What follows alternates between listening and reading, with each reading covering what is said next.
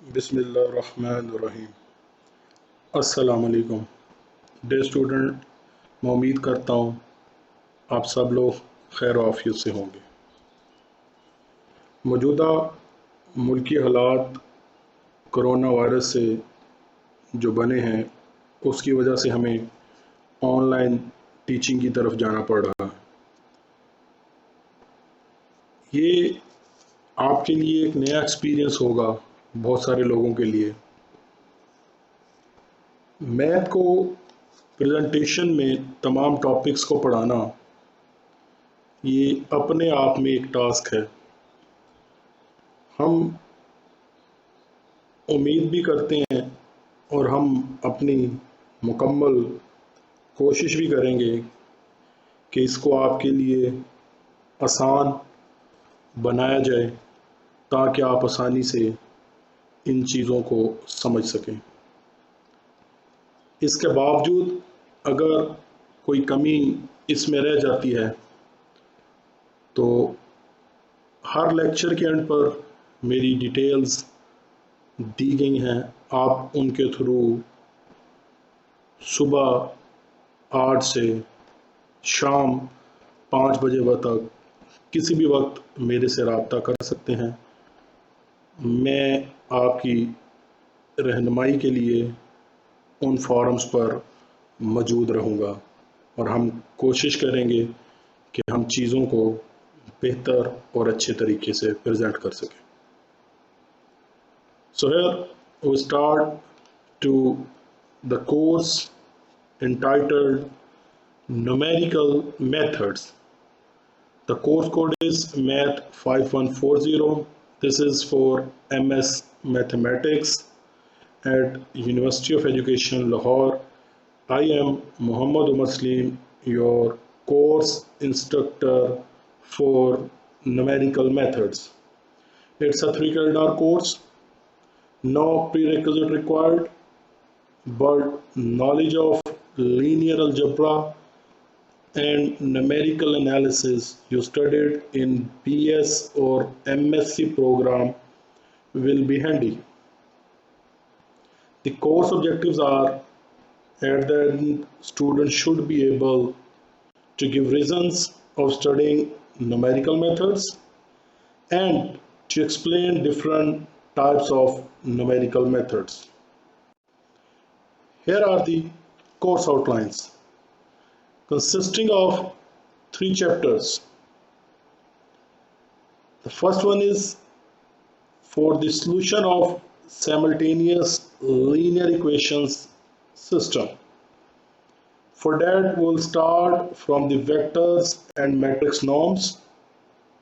Then, what are ill-conditioned systems? Condition number, eigenvalues and eigenvectors, numerical methods to find eigenvalues and eigenvectors, which are power and Rayleigh quotient method, then factorization methods to solve system of linear equation, especially its types named Doolittle, Kraut and Cholesky, then Gauss-Seidel method, relaxation methods, and then choice of optimum value for these relaxation parameter, which will be involved in relaxation methods. The second chapter is solution to the initial value problems. We'll start with the Euler method, then improved Euler method, modified Euler method, Runge-Kutta methods. These all are single-step methods. Then we'll proceed for the multi-step method and especially two-step methods, which are known as predictor-corrector methods. And its 3 types will be studied: Milne's method, Adams-Bashforth method, and Hemming's method. The third chapter is solution of boundary value problems. We'll study here 2 topics: linear shooting method and finite difference method. Here are few of the recommended books. which are available in the market or online. I am adding few of the links to the online books and online material in the Google Classroom, but still you can find many other books available online, and you can use the books that you have earlier studied for your numerical analysis course. So, but here are few recommended books.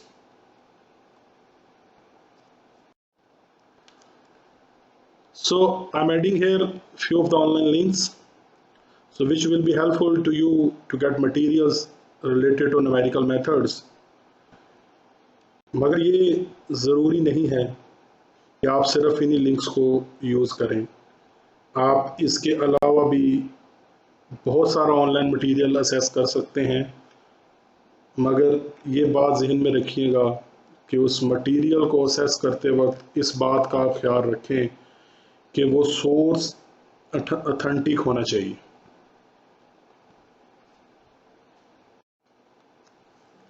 So we start with the lecture 1. The contents for the lecture 1 are numerical analysis. So we'll be talking about numerical analysis. Then norm, its two types, vector norms and matrix norms. Ill condition system, and then at the end, degree of ill conditionness will be measured with the help of condition number. Here we start with numerical analysis. So all of you know the term solution or the root.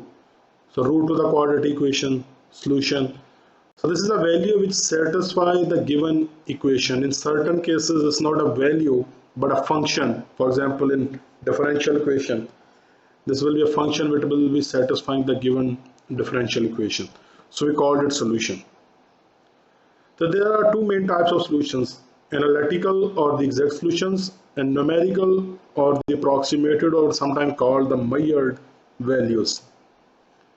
Analytical solutions are the solutions which are precise and well-defined value which satisfy the given equation.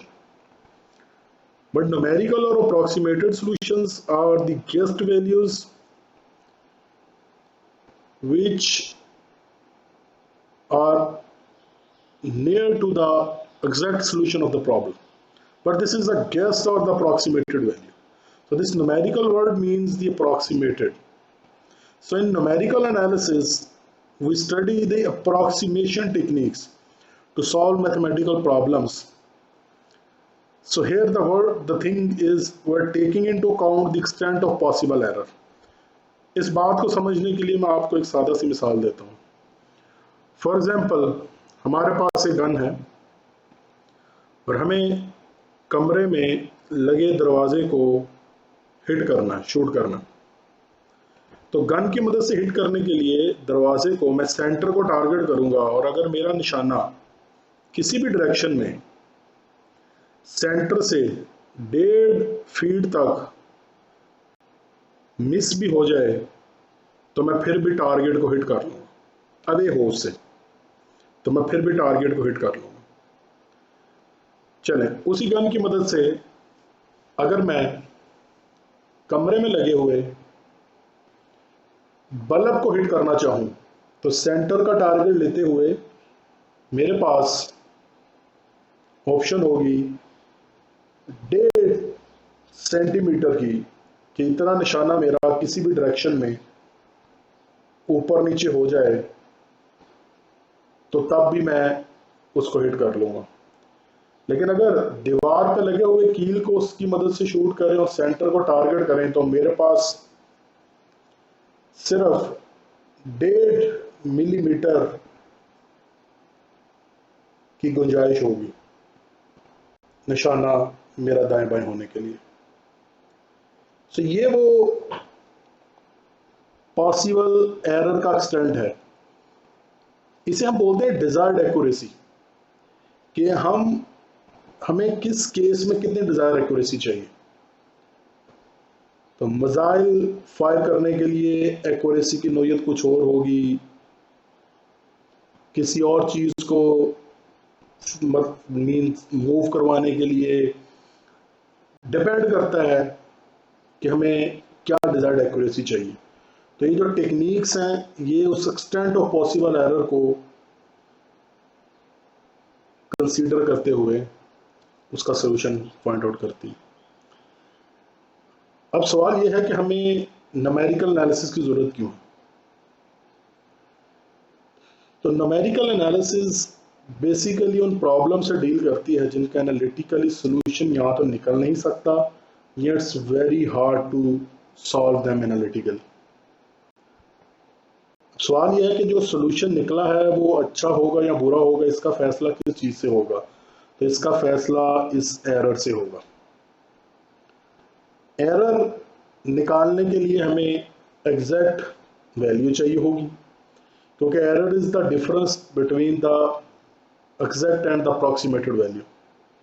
तो वो exact value अगर हमारे पास है तो means we have analytical solution. तो अगर analytical solution है तो हमें न्यूमेरिकल सोल्यूशन या अप्रॉक्सीमेशन करने की जरूरत ही नहीं है। सो न्यूमेरिकल एनालिसिस तो डेवलप नहीं हो सकती। तो how numerical methods in numerical analysis developed. So we start with the problems which have already analytical solution। वो जो ऑलरेडी एनालिटिकल सोल्यूशन होता है उस प्रॉब्लम को फिर हम उस न्यूमेरिकल टेक्निक या मेथड की मदद से अप्रोक्सीमेट करते हैं। Then we find out the error. तो वो टेक्निक के बारे में हमें पता चल जाता है कि वो टेक्निक कितनी अच्छी या बुरी है। और ये जो न्यूमेरिकल मेथड्स होते हैं ये आइटरेटिव मेथड्स होते हैं। हम इस मशीन को, ये बिल्कुल उसी तरह से है कि अगर आपने सफूफ बनाना है किसी चीज का तो आप ग्राइंडर को जितनी देर ज्यादा चलाएंगे वो उतना अच्छा बनता चला जाएगा। इस तरह आइटरेटिव मेथड्स की भी हम आइटरेशन जितनी करते जाएंगे उतना एरर कम होता जाएगा। और बात फिर वही है, हम अपनी डिजायर्ड एक्यूरेसी तक उस प्रोसेस को चलाते रहते हैं। सो वो हम उसको निकालते रहेंगे और मेथड को हम एरर फाइंड आउट कर लेंगे। तो फिर हम जब हमें मेथड के बारे में once we know the credibility of the method, then we can put in or input any of the problem which don't even have analytical solution will be approximated with the help of that methods, and we know the degree of accuracy of that method. So numerical analysis की development के लिए start कैसी problem से करते हैं, उन problems के साथ जिनका एनालिटिकल सोल्यूशन होता है।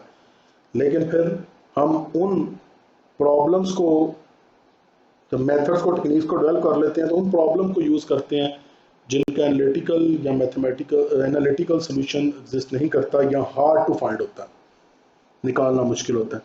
एक एग्जांपल देखिए न्यूमेरिकल एनालिसिस, उसमें फर्क के लिए x plus sine x equal to 0, हमारी simple solution x equal to 0 इसको सेटिस्फाई करता है। एनालिटिकली सोल्यूशन निकला है, एक प्रिसाइज और वेल डिफाइंड वैल्यू हमारे पास आ गई।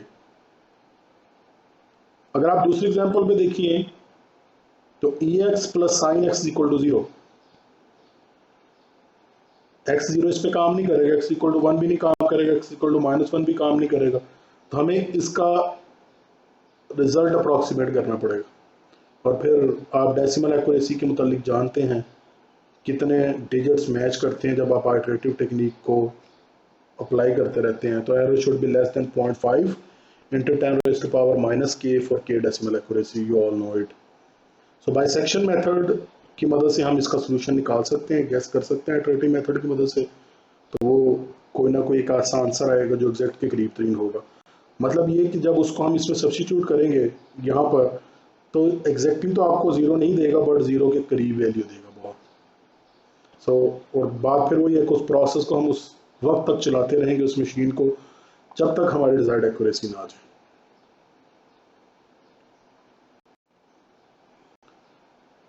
The next is norm।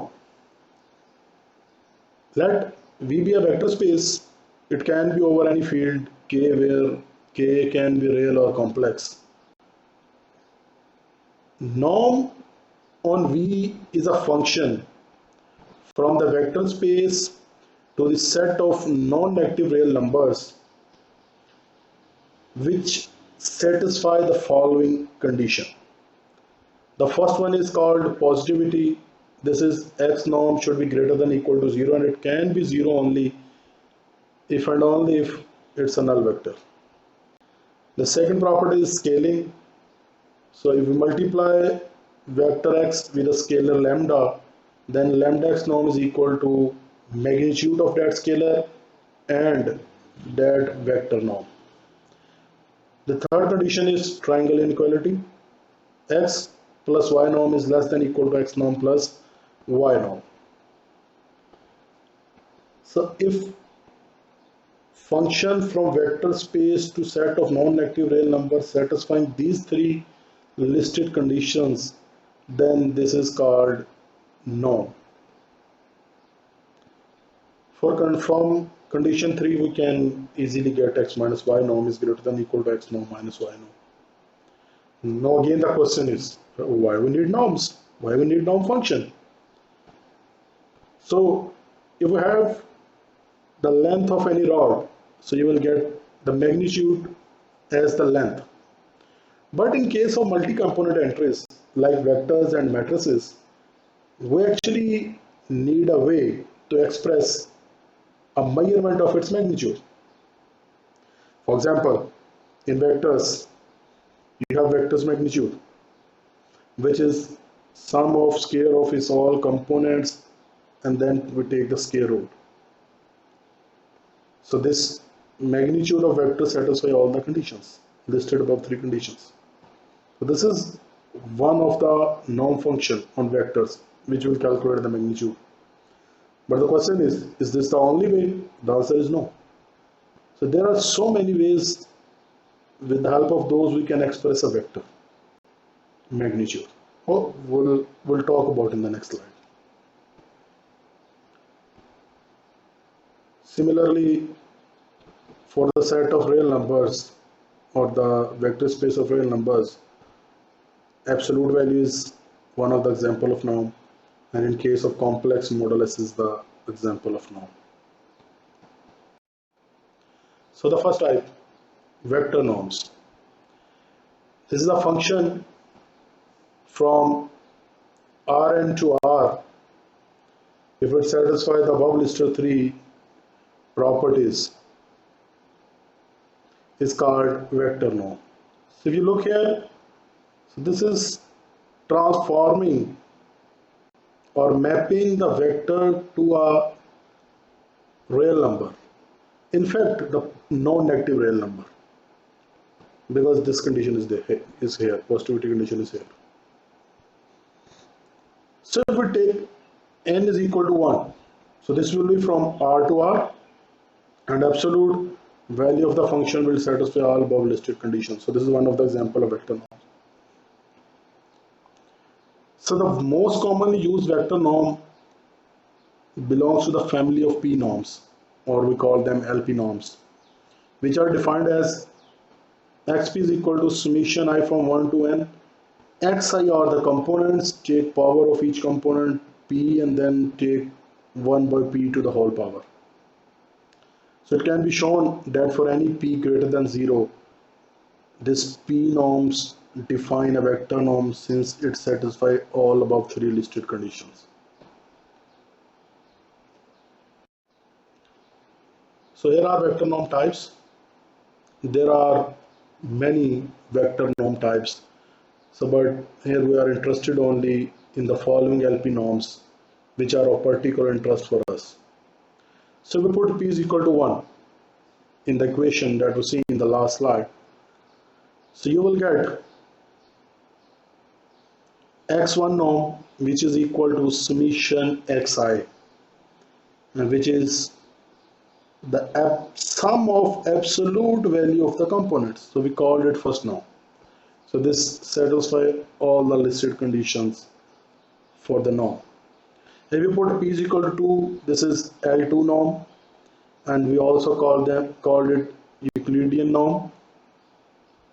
So this will give this one, which is actually the magnitude of a vector. This also satisfies all the listed conditions. So we took P is equal to infinity. This is L infinity norm. We called it supremum norm.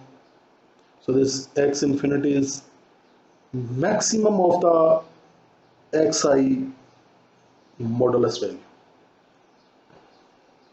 There are many other norms beside LP norms, and I personally ask the students to find such norm. This is a class assignment for all of you.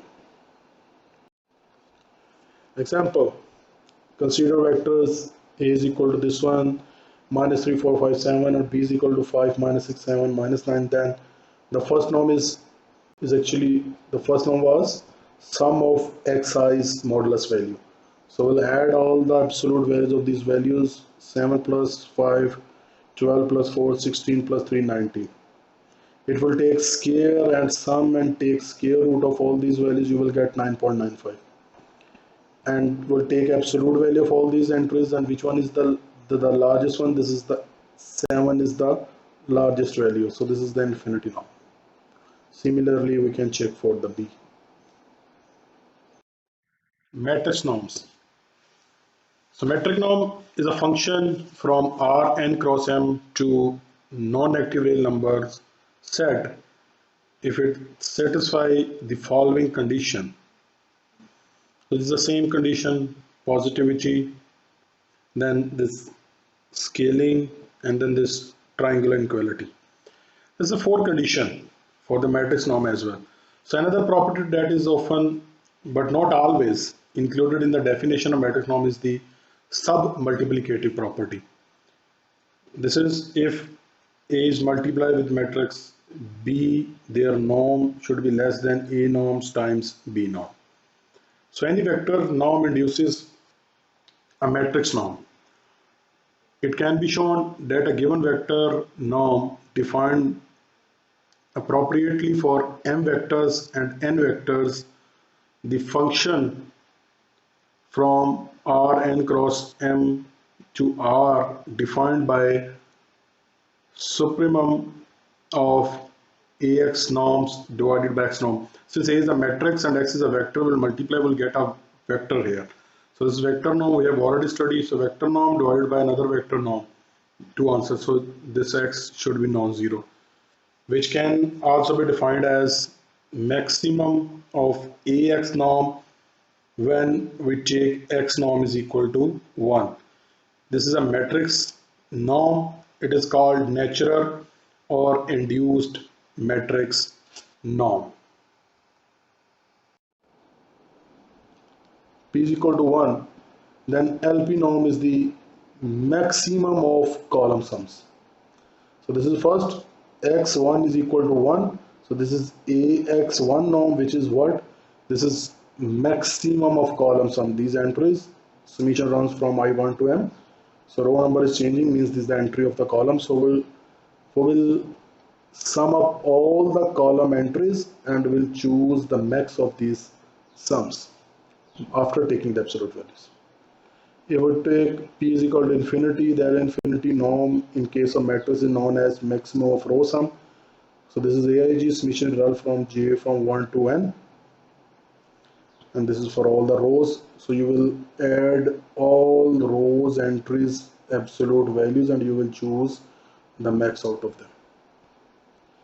For P is equal to 2, the LP norm is known as square root of spectral radius, so we called it spectral norm. So this is lambda I means the maximum eigenvalues square root if we'll take the square root maximum, or maximum eigenvalue square root, it will give you the spectral norm of a matrix. So you can find the eigenvalue. So we're discussing these eigen vectors in next slides. So note here, above formula can be obtained if we have Ax second norm X is equal to AA transpose and X. Therefore, this is left as exercise for you people, so you can cross check this one.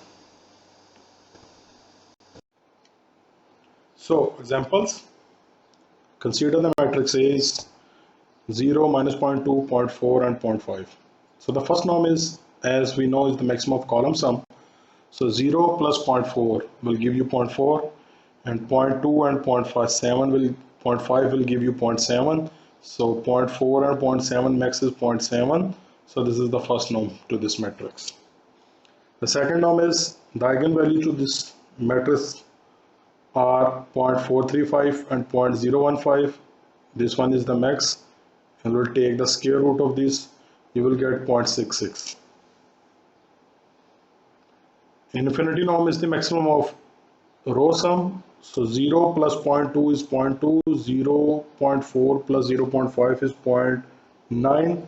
So maximum is 0.9. So infinity norm is 0.9. So similarly, you can check for matrix B, the first, second, and the infinity norm. Ill-conditioned system. So this is very important in numerical analysis, since during the approximation, actually we are making small changes in the systems, in the equations. If that small changes leads to a very big changes to in the solution set, then this system in term of numerical analysis we called it ill-conditioned system. Example की मदद से समझते हैं. देखिए इस matrix को, इस system 2x2 system of linear equation, इसका सोल्यूशन एग्जैक्ट है 1 1. आप इसको किसी भी मेथड से सॉल्व कर सकते हैं और you can check this solution. Now look, I am changing this coefficient 1.01 to 1, means about 1% reduce किया, 1% कमी की है इसमें. This one is changed to 1.01, इसमें 0.1% इंक्रीज किया. ये बहुत स्मॉल चेंजेस हैं. अब अगर हम इसके सोल्यूशन देखें तो इसका एग्जैक्ट सोल्यूशन निकलेगा x equal to 10, y equal to -8. So बहुत स्मॉल चेंजेस कोफिशिएंट मैट्रिक्स में करने से सोल्यूशन सेट में बहुत बड़ी तब्दीली आ गई. तो इसलिए सिस्टम को हम इल कंडीशन सिस्टम बोलेंगे. एक और एग्जांपल देखिए, 101 10 10 1 results in 111 and 11. The exact solution to this system is x equal to 1, y is equal to 1. अगर हम स्मॉल चेंजेस करें, हम जस्ट रिप्लेसिंग दिस 101 विद 102, तो सोल्यूशन बन जाता है 0.5 and y is equal to 6. Again इस 101 को मैं 100 कर देता हूँ. सो सोल्यूशन इस केस में एग्जिस्ट ही नहीं करेगा क्योंकि a मोड 0 हो जाए. So this shows that 1% change in one of the coefficient matrix result an enormous change in the solution vector. So means this shows the conditioning of the system.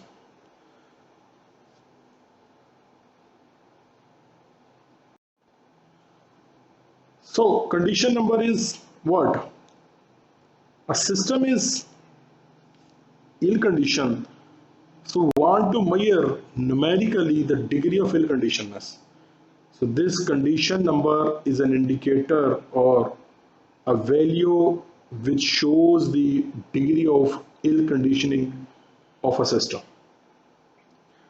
So the degree of ill conditioning of a coefficient matrix is related to the magnitude of round off of x. In order to, it's a typo mistake, in order to have a quantitative measure of this effect, we define a quantity called condition number. So condition number is what? This is denoted by K of A. This is the product of norm of a matrix and its inverse. We can use any of the appropriate norm here, but keep in mind both norms should be same. As discussed in previous section, we can use first norm, second norm or infinity norm. But as it is hard to calculate second norm because first you have to find out the eigen values, then it takes more time. So you can use any of the norm. So you can use first order infinity norm, which is very simple to find out, because one is the column maximum of column sum and infinity is the maximum of row sum. But you can use any of the norm. This is not a condition. So this numerical number will give you the degree of ill conditioning. So for non-singular matrix A, we already know that A and A inverse product gives you the identity matrix taking norm on both sides. Semi-multiplicative property apply किया, तो this becomes the definition of condition number. और identity matrix की कोई भी norm ले, maximum row sum, column sum, second norm, it always gives you 1. So identity matrix norm is 1. So this shows that condition number is at least unity, or it is always greater than equal to 1. So if the condition number is large enough, then the system is called ill conditioning, or in other ways not well behaved. If the condition number is closer to 1, then the system is called well behaved. Condition number value indicate the degree of ill conditionness. So if this is very near to 1, this is means if for example we have answer for condition number is 2, and in other case for other matrix we have the answer to condition number is 10. So of course the condition number 10 for a matrix is more ill conditioned than the matrix whose condition number is 2. So how far we will be from the 1, this will measure the degree of ill conditioning. Thank you very much for your attention. Your questions are welcome. You can contact me through following forums in addition to Google Classrooms. So you can find the soft books, online links in the Google Classroom. You can post your questions in the Google Classroom, and as well as the assignments you have been asked in your during the lecture. So you can send these assignments there, or any form of questions or information you needed, you can post there. In addition to these this Google Classroom, you can contact me through Skype and Facebook on the following ID. We can always come on Google Meeting and Zoom. I'm using this email ID for that 2 forums. So you can call me and WhatsApp me. Especially you can send me voice note on WhatsApp, or you can send your written question on the WhatsApp, and I will come back to you as soon as I get that.